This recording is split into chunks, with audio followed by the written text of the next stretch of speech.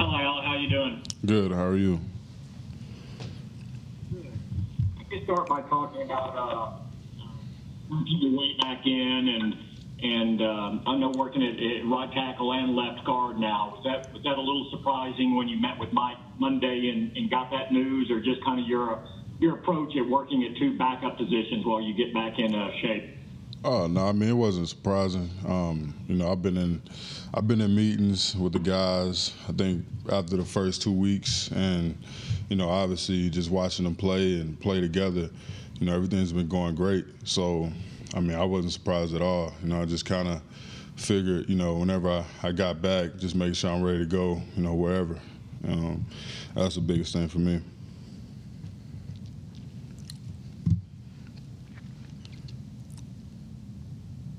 Can you talk about working at left guard again? It's been a while since you worked there, and how is your approach here? You feel you're competing to get a starting job back at either position, or just kind of your mindset and approach right now? I mean, my mindset has always been the same. Not really necessarily thinking about, competing for a starting job. I know I'm a starter wherever. I could play wherever. But the biggest thing is being supportive of my teammates and, the guys in the locker room that's been there and been, in these games each and every week, the ones that I've been sitting at home watching. So, I just wanted to get back in here and show them that, now that all that is behind me, that I can, focus on just helping the team win and do whatever it is that they ask me.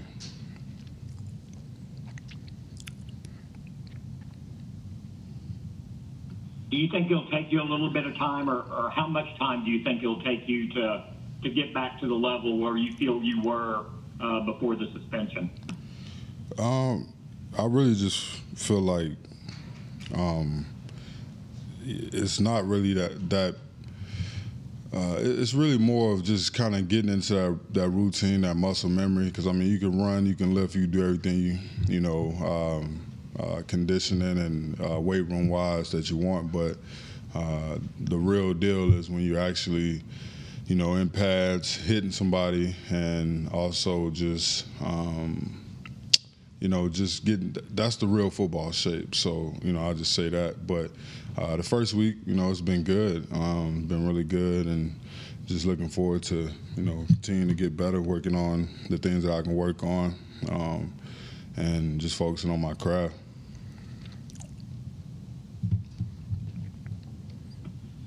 If they determine that the way this offensive line is now, that left guard or the interior would be the best thing for you at this moment, is that perfectly fine with you? Do you feel, again, no, you started out there before you moved out to right tackle. Just your thoughts about potentially moving back inside the left guard. I mean, it's whatever's best for the team. I mean, that's what it's all about. It's all about the team. So whatever's best for the team, I'm willing to do. For me, playing on the left side is a natural thing. Playing on the right is something that I had to learn. So, I really feel like I could play anywhere.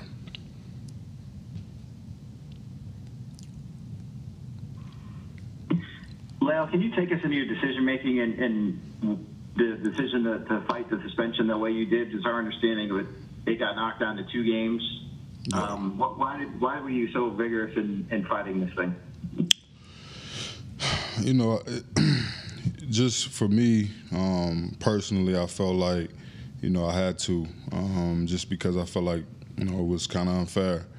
Being a guy that didn't fail any drug tests last year, I felt like, the bigger picture was that, I didn't feel like I did nothing wrong. I missed a few tests here and there, but, and to everything that came along with that, I just felt like it wasn't fair. But, it is what it is now. So, I felt like I had a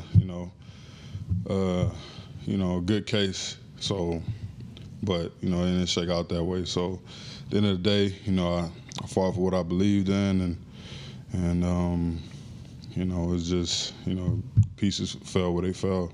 But, I'm just focusing on, getting back into playing football and, you know, being a good teammate and, you know, helping the guys wherever I can. Well, I don't want to get into a step-by-step on all of that, but obviously the biggest thing when this came out and the filings in court was about allegedly bribing the test taker, and I know you have said in your deposition that wasn't the case. Can you just speak to that a little bit more and that episode and what you want to say about that? I mean, all I would say about that is, you know, I have no reason to bribe, you know, a drug collector. Never have, never will, never. It wasn't nothing like that. You know, it started off as a joke just amongst a few guys, and, you know, it just kind of went the wrong way. But like I said, you know, I didn't have anything in my system that would have led me to trying to get out of testing. You know, I know I was being tested randomly, and, you know, I was being tested, you know, a lot. I mean, 10 plus times a month sometimes. So, you know, it was no way getting around that, and it still isn't. So, you know, that is what it is.